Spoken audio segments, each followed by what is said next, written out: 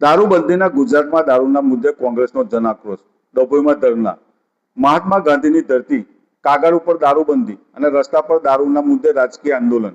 ડભોઈમાં કોંગ્રેસે એવો સવાલ ઉઠાવ્યો કે જો ગુજરાતમાં દારૂબંધી છે તો દારૂનો વેપાર વારંવાર ચર્ચામાં કેમ આવે છે? લઠ્ઠાકાંડ જેવી ઘટનાઓ બાદ પણ સ્થિતિ કેમ બદલાતી નથી?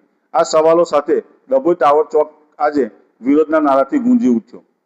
ગુજરાતમાં દારૂબંધી હોવા છતાં દારૂના ગેરકાયદેસર વેપાર અને લઠ્ઠાકાંડ જેવી ઘટનાઓના મુદ્દે ડભોઈ શહેર તાલુકા કોંગ્રેસ સમિતિ દ્વારા જન આક્રોશ કાર્યક્રમ યોજવામાં આવ્યો હતો. ડભોઈના ટાવર ચોક ખાતે યોજાયેલા વિરોધ કાર્યક્રમમાં શહેર કોંગ્રેસ પ્રમુખ સતીશ રાવળ, નગરપાલિકા પ્રમુખ પુષ્પાબેન રાવળ, અફજલ કાબાવાલા સહિત કોંગ્રેસના નગરપાલિકા અને તાલુકાના ચૂંટાયેલા સદસ્યો તેમજ મોટી સંખ્યામાં કાર્યકર્તાઓ ઉપસ્થિત રહ્યા હતા. કોંગ્રેસના કાર્યકર્તાઓએ ધરણા પર બેસીને સરકાર વિરોધી સૂત્રોચ્ચાર કર્યા હતા અને ગુજરાતમાં દારૂબંધીના કડક અમલની માંગ ઉઠાવી હતી. કોંગ્રેસનો આક્ષેપ છે કે દારૂબંધી હોવા છતાં રાજ્યમાં દારૂનો ગેરકાયદેસર વેપાર ચાલી રહ્યો છે અને સમયાંતરે ઝેરી દારૂની ગંભીર ઘટનાઓ પણ સામે આવે છે. લોકોના સ્વાસ્થ્ય સાથે ચેડા કરતી આવી પ્રવૃત્તિઓ સામે જવાબદાર તંત્ર સામે કડક કાર્યવાહી કરવાની માંગ સાથે કોંગ્રેસ દ્વારા ગુજરાતના ગૃહમંત્રીના રાજીનામાની પણ માંગ કરવામાં આવી હતી.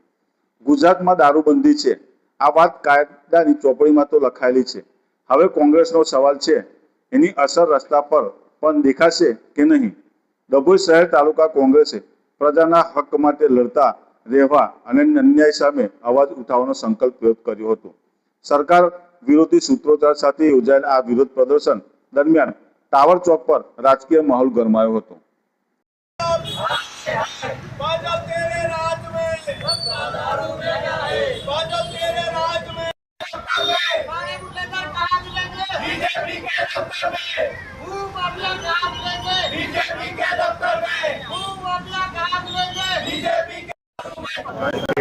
ગુજરાતની અંદર આજે ભાવનગર જિલ્લામાં જે લઠ્ઠાકાંડ થયો, આ લઠ્ઠાકાંડ એ કોઈ નવી વાત નથી, પરંતુ ગુજરાતની અંદર દારૂબંધી એક ફક્ત જાણે નામ હોય એવી જ રીતે ચાલી રહી છે.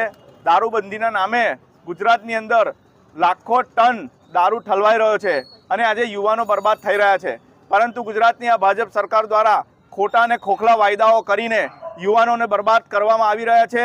એના ઉપર કોઈ નક્કર પગલાં લેવામાં આવી રહ્યા નથી અને આ લઠ્ઠાકાંડ એ કોઈ નવી ઘટના નથી. આવા સેંકડો વખત આવી ઘટનાઓ બની રહી છે, પરંતુ આ સરકાર એ ઊંઘતી સરકાર છે. એમને ફક્ત મેળા અને ટોણામાં જ ફક્ત રસ હોય, પ્રજાની કોઈ પણ પરવા ન હોય, યુવાનોની કોઈ પણ પરવા ન હોય, એવી રીતે આ સરકાર ચાલી રહી છે.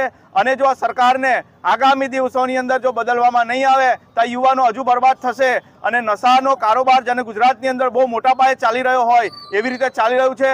આટલા નવ યુવાનોના મરણ થયા પછી પણ સરકારની ઊંઘ હજુ ઉડતી નથી. એના માટે કોઈ પણ નક્કર પગલાં લેવામાં આવેલા નથી. ફક્ત ને ફક્ત કોન્સ્ટેબલ પોલીસના નામે એમને સસ્પેન્ડ કરવામાં આવે છે, પરંતુ મોટા મગરમચ્છો છટકી જાય છે. એ મોટા મગરમચ્છોને આમાં પકડવાની જરૂર છે અને સરકાર જાગે, અને જો નહીં જાગે તો આ ગુજરાતના નવયુવાનો આગામી દિવસની અંદર જલદ આંદોલન કરશે.